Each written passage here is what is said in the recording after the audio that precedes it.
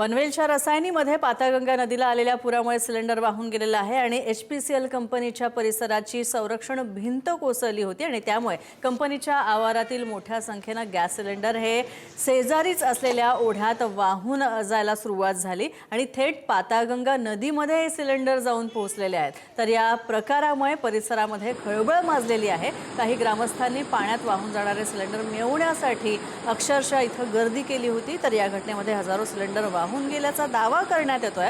मात्र नेमके किती सिलेंडर हे वाहून गेलेले आहेत, पुराच्या पाण्यात हे किती सिलेंडर गेलेत या संदर्भात कंपनी आणि इतर प्रशासनाकडून अधिकृत आकडा जाहीर करण्यात आला नाहीये। तसंच पुराच्या प्रवाहामध्ये वाहून आलेल्या सिलेंडर पासून नागरिकांनी सुरक्षित अंतर राखावं आणि कोणताही धोका पत्करू नये असं आवाहन प्रशासन करतं। विक्रम बाबर आमचे प्रतिनिधी आमच्या सोबत आहेत। विक्रमजी, साधारणतः किती हे सिलेंडर असतील, कारण हा मोठा प्रकल्प आहे म्हटल्यावर सिलेंडरची संख्या साहजिकच आहे, जास्त आहे आणि आता सध्या तिथे काय स्थिती आहे?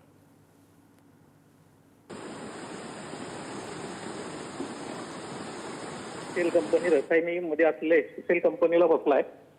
तर पुराचं पाणी त्यांच्या संरक्षण भिंत कोसळल्यानंतर HPCL मध्ये फिलिंगची जी सिलेंडरची कामं चालतात ते सर्व सिलेंडर शेजारी असलेल्या ओढ्यात गेले आणि ओढ्यातून पुन्हा ती पाताळगंगा नदीमध्ये जवळजवळ आसपास 4 ते 5 किलोमीटरचा प्रवास करून खारपाडा खाडीमध्ये गेलेले। या मधल्या पिरियडमध्ये स्थानिक ग्रामस्थ आणि रहिवाशांनी हे सिलेंडर आपल्या ताब्यात घेतले वापरासाठी आणि हे जेव्हा कंपनी कर्मचाऱ्यांना समजल्यानंतर स्थानिक प्रशासनाकडून आवाहन करण्यात आले की हे सिलेंडर एक्सपायरी झालेले आहेत आणि ते स्थानिक पोलीस स्टेशन HPCL कंपनीमध्ये जमा करावे असे आवाहन सुरक्षेच्या दृष्टीने त्यांनी केलेले। साधारणतः जवळपास कंपनीकडून सांगण्यात येत आहे की हजारो सिलेंडर वाहून गेलेले असावेत। प्राथमिक चौकशी अजून सुरू आहे।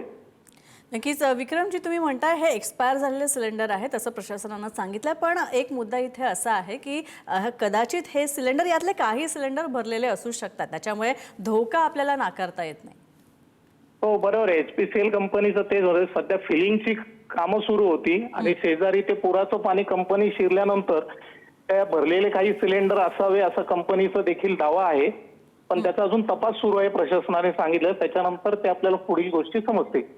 नक्कीच, धन्यवाद या सगळ्या माहितीबद्दल। आपण पाहतोय पाताळगंगा नदीला पूर आलेला आहे आणि याचा फटका HPCL कंपनीच्या संरक्षक भिंतीला बसलेला आहे। कंपनीची संरक्षक भिंत इथं कोसळली, तर इथे सिलेंडर रिफिलिंगचं काम होतं आणि अशातच या कंपनीची संरक्षक भिंत कोसळल्यामुळे अनेक सिलेंडर्स इथे वाहून गेलेले आहेत। नक्की किती सिलेंडर्स वाहून गेले याबद्दल अद्याप आकडेवारी स्पष्ट नाही आहे। मात्र काही प्रशासनाचं हेही सुद्धा म्हणणं आहे की यातले सिलेंडर हे एक्सपायरी झालेले आहेत, काही रिकाम आहेत। तर कंपनीने सुद्धा हा दावा केला आहे की काही सिलेंडर भरलेली असण्याची शक्यता आहे।